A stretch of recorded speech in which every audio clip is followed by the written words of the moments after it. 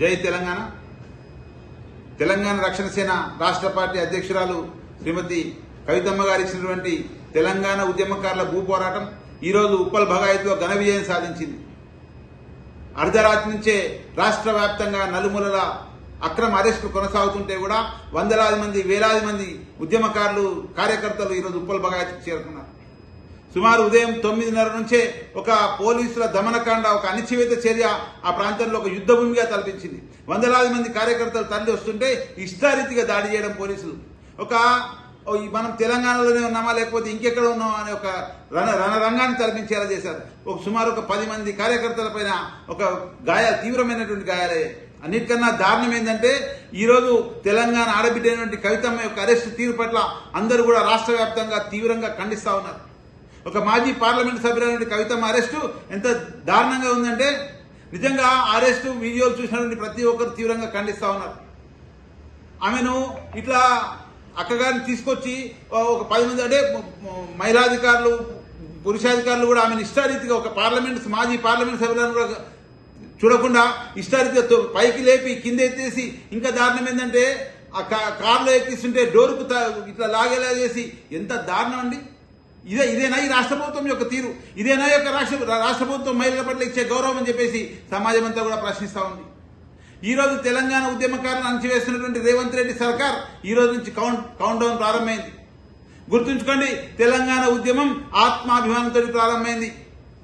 ఈ రోజు రాష్ట్ర వ్యాప్తంగా మీరు అరెస్టులతోటి ప్రజల గొంతులు నొక్కలేరు. ఇంతకు మించిన వాయిస్ తెలంగాణ జై తెలంగాణ నినాదాలు మీ యొక్క ప్రభుత్వాన్ని గద్దె దించేదాకా ఉద్యమిస్తారని చెప్పేసి హెచ్చరిస్తా ఉన్నాం. ఈరోజు ఈ యొక్క దమనకాండలో సుమారు 10 మంది పెద్ద కార్యకర్తలు కూడా తీవ్రమైన గాయాలయ్యాయి. మా రాష్ట్ర నాయకుడు రూప్ సింగ్ గారు మా వాటర్ కూడా తాగు చేయకుండా కూడా లాక్కెళ్తుంటే ఒక దారుణమైనటువంటి పరిస్థితి. మా రాష్ట్ర నాయకుడు ఇస్మాయిల్ గారి యొక్క కాలు మొత్తం ఇట్లా రక్త మాంసం కూడా బయటకు వచ్చిన సందర్భం.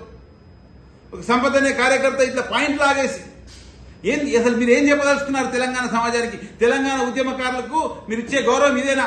25,000 పింఛన్ ఇస్తామని అధికారం ఎక్కి 2.5 సంవత్సరాలైనా కూడా తెలంగాణ ఉద్యమకారుల పట్ల మీకు గౌరవం లేదు. ఇదంతా కూడా రేవంత్ రెడ్డి ఒక దుష్ట పరిపాలన కొనసాగిస్తా ఉన్నాడు. ఓ రకంగా చెప్పాలంటే ఆంధ్ర పాలకుల చేతిలో కీలుబొమ్మ వ్యవహరిస్తా ఉన్నాడు.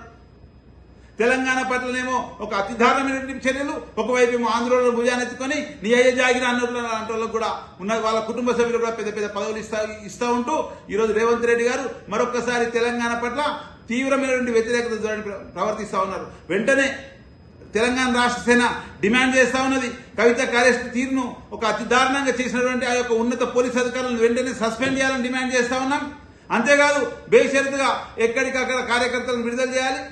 అంతేకాదు ఖచ్చితంగా మళ్ళీ చెప్తా ఉన్నాం, ఆ యొక్క ఉప్పల్ భగాయత్ భూమి ఖచ్చితంగా తెలంగాణ ఉద్యమకారులకు చెందుతుంది. ఈ రోజు అక్కడ బొడ్రాయి పాత్రలతో పాటు బొడ్రాయి ప్రతిష్టతో పాటు ఈ రోజు అక్కడ బతుకమ్మ ఊరేగింపు జరిగింది. ఖచ్చితంగా ఎన్నిటికైనా తెలంగాణ రక్షణ సేన ఉద్యమకారులకు అండగా ఉండి ఉప్పల్ భగాయత్ లోని భూమి ప్రతి ఉద్యమకారునికి 250 గజాలు ఇచ్చే రకంగా తెలంగాణ రక్షణ సేన ఖచ్చితంగా పోరాడుతూ ఉంది.